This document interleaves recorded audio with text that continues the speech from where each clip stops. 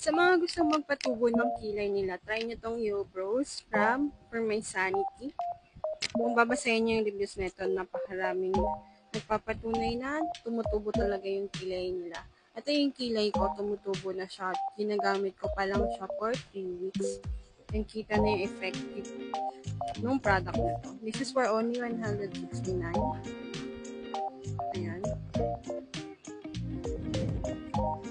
Napakadali lang din niya i-apply.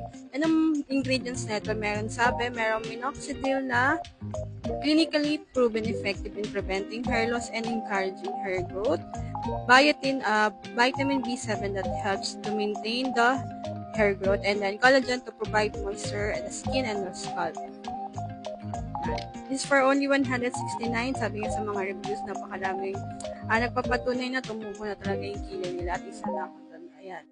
Napakadali lang gamitin. 2 to 3 times a day lang siya i-apply. Kung ano yung mas gusto nyo, pwede nyo siya isama sa mga skincare routine nyo. Kaya ilalagay ko na lang siya dyan sa yellow basket.